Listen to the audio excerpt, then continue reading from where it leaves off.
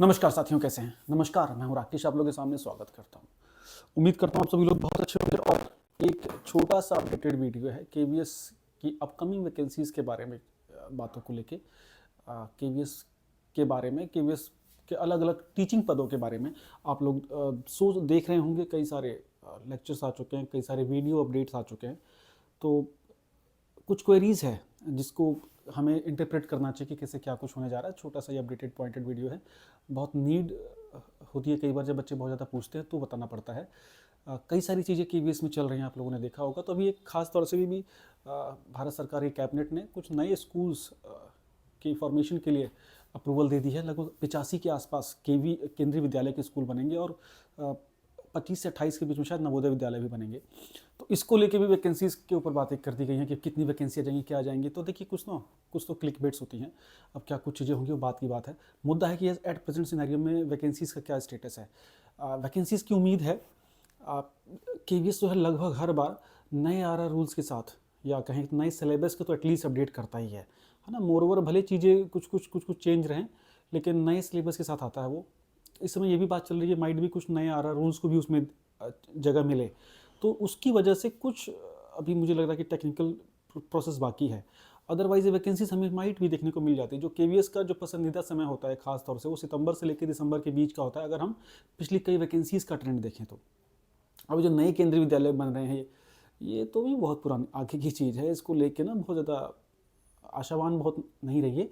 At present scenario में जो हमारी रिक्विजिशंस डिपार्टमेंट की तरफ से जाती हैं बोर्ड को, उसके आधार पर कर देखिए तो सम्मानित वैकेंसी आनी चाहिए निश्चित रूप से, जो जैसी हमेशा पिछले सालों में आई हैं उसी प्रकार के रूप में आएंगी, है ना।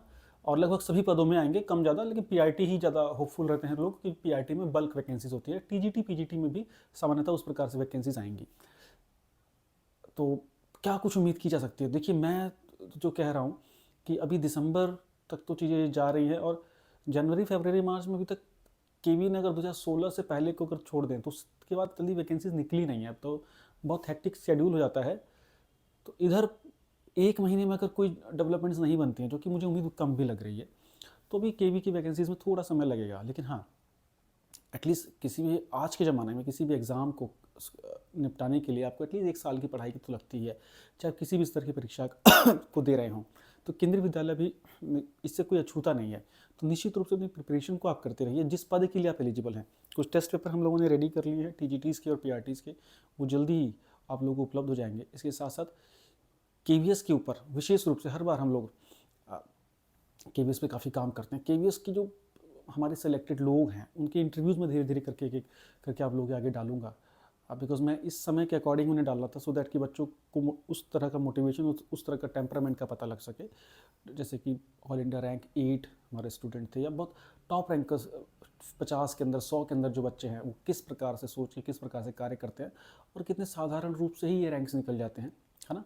मतलब बहुत बोरिंग काम करके, बहुत साधारण से काम करने के बाद बहुत एक्स्ट्रा वगैरह या बहुत बड़ी स्ट्रैटेजी की नीड नहीं होती है। तो मैं 2 चीज़ों पे आपको अल्टीमेटली रैप अप करूँ कि कुछ भी देख के ना एक्साइटेड नहीं होना है। अपनी प्रिपरेशन को सतत रूप से करिए। आप जब एक अच्छी परीक्षा के लिए प्रिपेयर कर रहे हैं तो मानसिक रूप से भी अपने आप को मजबूत रखिए। क्लिक बेट्स होती हैं। अभी 85 स्कूल को लेके वैकेंसी में कन्वर्ट करना कितनी बढ़ जाएंगे तो बहुत ही हास्यास्पद बात है, बिकॉज इस एक स्कूल को अप्रूव होने से लेके और फंक्शनल होने में समय लगता है, और बहुत उसकी लीगैलिटीज़ प्रोसेस होते हैं। बहुत से लोग हैं जो इन सब चीज़ों से अनभिज्ञ होते हैं। उन्हें सिर्फ एक ना फोमो क्रिएट करना होता है, फियर ऑफ मिसिंग आउट वाला। खैर, केवीएस पीआरटी को लेके, अब केवीएस टीजीटी पीजीटी को लेके बने रहिएगा। इस चैनल में पहली बार है तो सब्सक्राइब जरूर करिएगा। केवीएस से रिलेटेड लेक्चर आपको यहाँ जरूर मिलेंगे। Thank you so much. और जब कुछ कंक्रीट चीज़ें होंगी मैं आपको जरूर बताऊंगा। इसके बाद हम लोग कुछ इंपॉर्टेंट पॉइंट्स के ऊपर आएंगे अगले लेक्चर्स में, उसके लिए बने रहिएगा। डीएसएसबी और केवीएस, इसके साथ साथ यूपी के पीआरटी और यूपी टीजीटी पीजीटी जैसी परीक्षाओं के लिए यहाँ पे आपको जरूर लेक्चर्स मिलेंगे, जो वो लिमिटेड मिलेंगे लेकिन अच्छे मिलेंगे, ठीक है। तो उम्मीद करता हूँ ये वीडियो ने कुछ हद तक आप लोगों के भ्रम दूर किए होंगे। नेक्स्ट ही हम नए लेक्चर्स में मिलेंगे। Thank you so much. Bye bye.